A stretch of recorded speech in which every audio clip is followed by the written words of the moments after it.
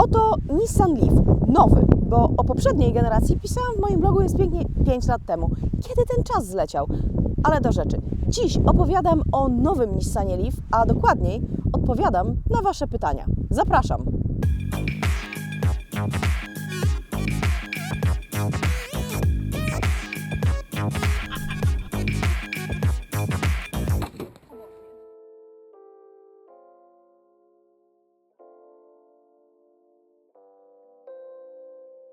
Ewelyn pyta, jaki jest maksymalny zasięg na jednym ładowaniu.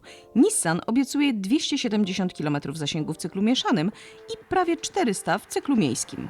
Tych 400 nie sprawdziłam, bo nie miałam aż tyle do załatwienia w Warszawie, ale poświęciliśmy na testy 2 dni. Jednego wybraliśmy się na autostradę, żeby sprawdzić, jak sobie tam poradzi samochód. Jechaliśmy przed siebie, aż samochód pokazał 50% zasięgu. Wtedy na najbliższym zjeździe zawróciliśmy i wróciliśmy do domu. Z prędkością autostradową udało się zrobić około 180 km, czyli do Kielc bym dojechała. Klimatyzacja włączona cały czas to nie był test naszej wytrzymałości, tylko samochodu. Po południu było 30 stopni, więc klimatyzacja chodziła z pełnym obciążeniem.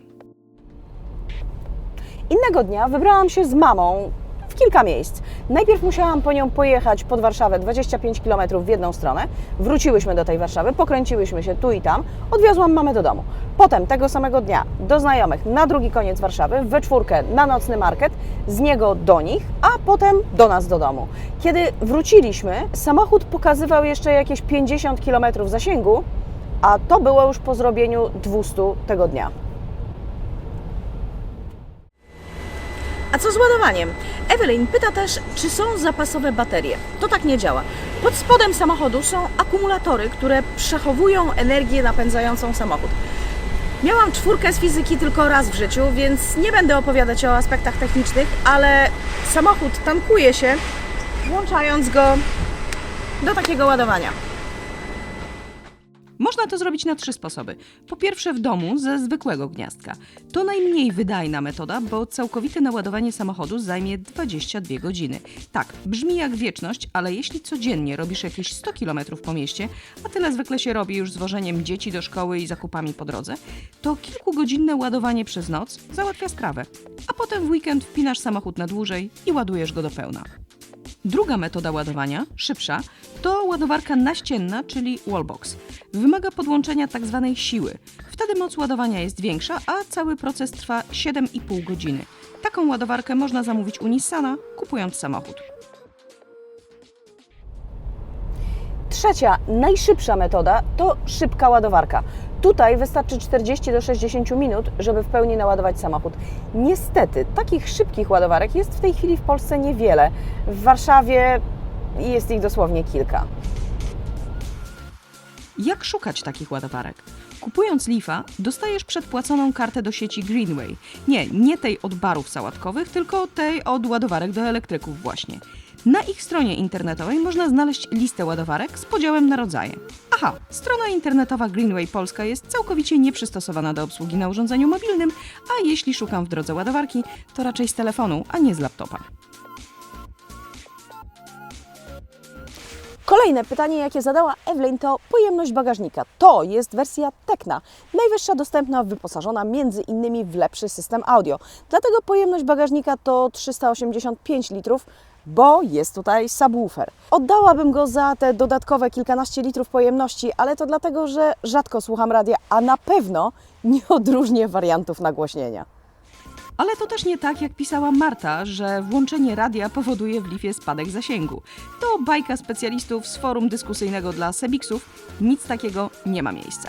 Podobnie zresztą, jak już mówiłam przy okazji omawiania zasięgu, włączona czy wyłączona klimatyzacja nie wpływa znacząco na zasięg. Jeśli się ją wyłączy, zasięg rośnie może o kilka kilometrów, co wobec ponad 200 zasięgu jest niewielką zmianą. A co z ogrzewaniem? O to pytała Ola, a Jolanta dodała, że dochodzi spadek sprawności akumulatorów w niskich temperaturach. Tak, ale nie do końca. Przede wszystkim wszystkie Leafy można wyposażyć, albo mają to w standardzie, w pompę ciepła, która ogranicza pobór energii do ogrzewania czy chłodzenia wnętrza. Ale to nie wszystko. Jeśli chodzi o samochody elektryczne w ogóle, nie tylko o Leafa, to trzeba zrozumieć, że to nie jest taki sam samochód jak samochód spalinowy, tylko tankujesz go z gniazdka, a nie na stacji benzynowej. Tu trzeba trochę zmienić swoje nawyki, bo jeśli jest bardzo zimno, to ustawiasz ogrzewanie postojowe, póki auto jest podłączone do sieci. Jest do tego aplikacja, można to też zrobić tutaj siedząc w samochodzie. Tak samo jest z klimatyzacją latem, ale tak naprawdę każda pogoda to jakieś obciążenie dla energii magazynowanej w akumulatorach, bo albo jest gorąco i włączasz klimatyzację, albo jest zimno, tak jak dzisiaj, i włączasz ogrzewanie. Możesz jeszcze włączyć podgrzewane fotele, podgrzewaną kierownicę, albo leje i musisz włączyć dmuchawę, żeby coś widzieć przez szybę. Idealna pogoda, taka idealna pogoda dla elektryka to 16 do 18 stopni i lekkie zachmurzenie, ale nie daj Panie Boże, żeby było parno, ani żeby się zbierało na deszcz.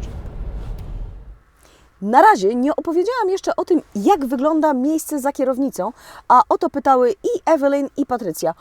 Otóż wnętrze jest umiarkowanie luksusowe, ale wygodne. Nie trudno znaleźć poprawną i wygodną pozycję za kierownicą, a mikrookienka w słupkach A ułatwiają widoczność. Są uchwyty na kubki, czy na butelkę z wodą. Duże, wygodne, zmieści się właśnie taki kubek czy butelka. Zmieści się tutaj etui na okulary. Nie ma wieszaka na torebkę, ale ja mam nawyk wożenia torebki w bagażniku i wyjmuję z niej tylko niezbędne rzeczy, które tutaj się wszystkie mieszczą.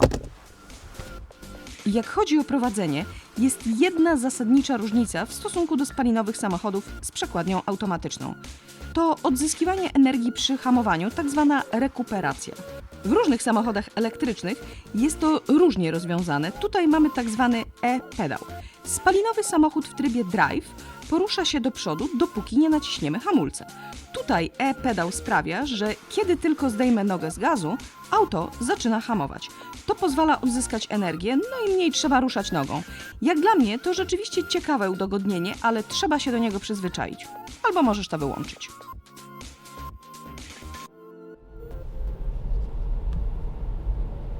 Monika zadała pytanie o za i przeciw posiadania samochodu elektrycznego.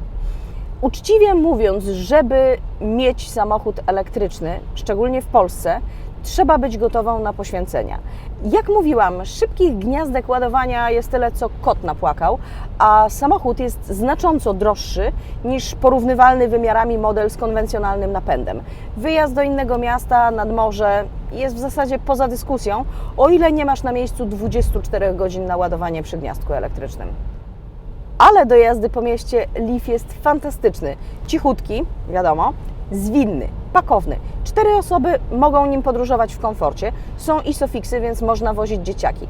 Musisz sobie tylko odpowiedzieć na pytanie, czy ten samochód pasuje do Twojego życia. I jak?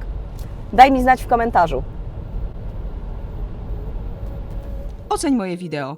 Daj łapkę w górę, jeśli Ci się podobało. Naciśnij dzwoneczek, żeby zawsze być na bieżąco z wideo ode mnie. Nowe materiały motoryzacyjne w każdy czwartek o tej samej porze. Dzięki i do zobaczenia.